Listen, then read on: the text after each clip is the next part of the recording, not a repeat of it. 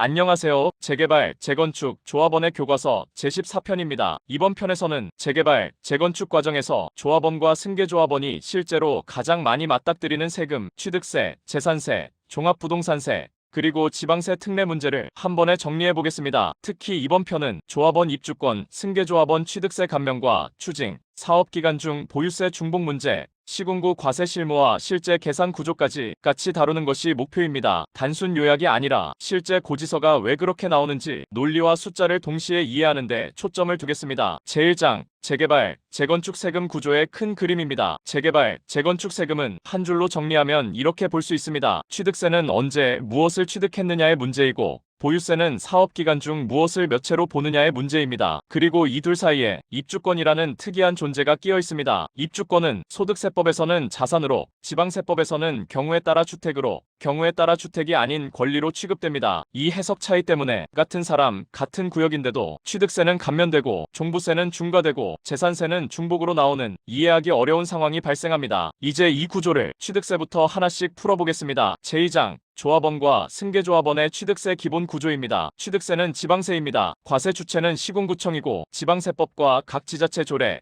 행정안전부 유권 해석이 함께 작동합니다. 재개발, 재건축에서 취득세 과세 시점은 크게 세 가지로 나뉩니다. 첫째, 기존 주택이나 지분을 취득할 때. 둘째, 입주권을 승계 취득할 때. 셋째, 준공 후 신축 아파트를 취득할 때입니다. 여기서 조합원과 승계조합원의 차이가 생깁니다. 제3장 조합원 입주권과 취득세 감면 구조입니다. 원조합원, 즉 정비구역 지정 이전부터 토지나 주택을 보유하던 조합원은 원칙적으로 입주권 자체에 대해 별도의 취득세를 내지 않습니다. 왜냐하면 입주권은 기존 부동산의 권리 변형으로 보기 때문입니다. 그리고 준공 후 신축 아파트를 취득할 때도 지방세법상 기존 주택을 대체 취득한 것으로 보는 특례가 적용됩니다. 이 경우 취득세 과세 표준은 신축 아파트 전체 분양가가 아니라 기존 주택가액을 제외한 증가분, 즉 분담금 상당액이 됩니다. 예를 들어보겠습니다. 서울 어구 재개발 구역에서 기존 단독주택 공시가격이 4억 원이고 관리처분 결과 신축 아파트 분양가가 9억 원이며 추가 분담금이 5억 원인 경우 조합원 취득세 과세 표준은 9억 원 전부가 아니라 5억 원이 됩니다. 여기에 주택 취득세율을 적용합니다. 1주택 요건을 충족하면 보통 1%에서 3% 구간이 적용되고, 이 경우 취득세는 약 5천만 원 수준에서 결정됩니다. 이 구조가 조합원에게 유리한 이유입니다. 제4장 승계조합원 취득세 감면과 추징의 핵심 쟁점입니다. 문제는 조합원이 아닌 사람이 중간에 입주권을 매입한 경우입니다. 이른바 승계조합원입니다. 승계조합원은 취득세에서 가장 많은 분쟁이 발생하는 주체입니다. 핵심 쟁점은 두 가지입니다. 첫째, 입주권 취득 자체에 취득세를 내는가. 둘째, 준공 후 아파트 취득 시 감면을 받을 수 있는가입니다. 원칙부터 보겠습니다. 승계조합원이 입주권을 유상으로 취득하면 시군구는 이를 주택의 부동산 취득으로 보아 취득세를 과세합니다. 보통 4% 내외의 세율이 적용됩니다. 그리고 문제는 그 다음입니다. 승계조합원이 준공 후 아파트를 취득하면서 조합원과 같은 감면을 적용받으려면 반드시 지방세 특례 제한법과 지방세법 시행령이 정한 요건을 충족해야 합니다. 대표적인 요건은 다음과 같습니다. 정비사업이 조합 방식일 것, 입주권 취득 후 일정 기간 내 취득할 것, 기존 주택을 처분했을 것, 일정 기간 실거주 요건을 충족할 것. 이 요건을 하나라도 놓치면 시군구는 취득세 감면을 취소하고 추징을 합니다. 실무에서는 준공 후 2년이 지난 시점에 갑자기 수천만 원의 취득세 추징 고지서가 날아오는 경우도 드물지 않습니다.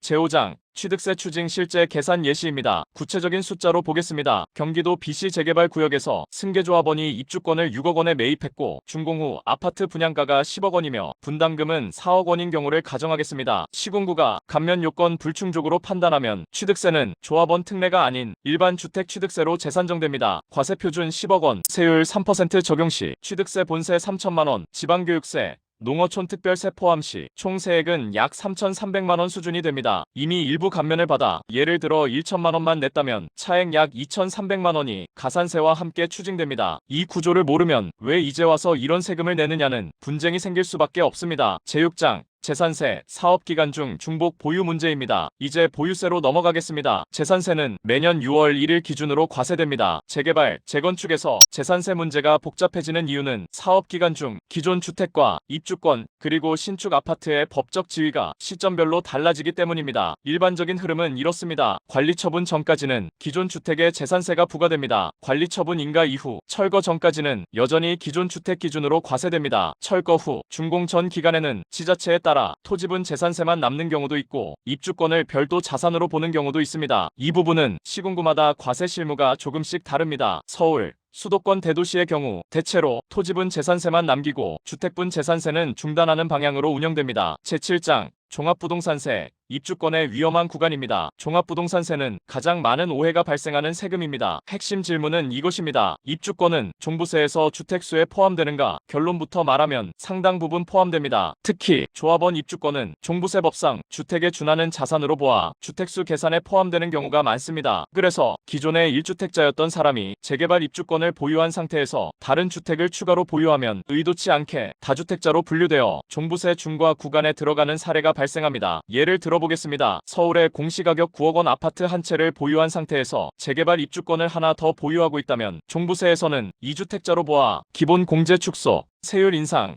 장기 보유 공제 배제 등의 불리한 결과가 나올 수 있습니다. 이 부분은 사전의 구조를 모르면 연말에 종부세 고지서를 보고 처음 인식하게 되는 경우가 많습니다. 제8장 판례와 유권 해석이 말하는 안전선입니다. 판례와 과세관청 해석을 종합하면 기본 방향은 명확합니다. 형식보다 실질을 본다. 권리 변동의 실질 시점을 기준으로 본다. 조세 회피 목적이 보이면 엄격하게 본다. 반대로 조합원으로서 정비사업 절차에 따라 불가피하게 권리가 변형된 경우에는 특례를 인정하는 방향입니다. 그래서 취득세 감면, 보유세 특례는 정비사업이라는 구조 안에서 정상적으로 움직였는가를 기준으로 판단됩니다. 이 선을 넘으면 추징과 중과가 시작됩니다. 제9장 실무 전략, 세금은 구조로 관리해야 합니다. 마무리로 실무 전략을 정리하겠습니다. 첫째, 입주권 매입 전에는 반드시 취득세 감면 요건을 체크해야 합니다. 둘째, 사업기간 중 보유 주택수를 연도별로 정리해야 합니다. 셋째, 준공 시점과 6월 1일 기준을 캘린더에 표시해 두어야 합니다. 넷째, 시군구 세무과의 과세 기준은 생각보다 보수적이라는 점을 항상 전제로 두어야 합니다. 세금은 나중에 해명하는 것보다 사전에 구조를 설계하는 것이 훨씬 싸게 먹힙니다. 이상으로 재개발, 재건축, 조합원의 교과서 제14편 취득세, 재산세, 종부세,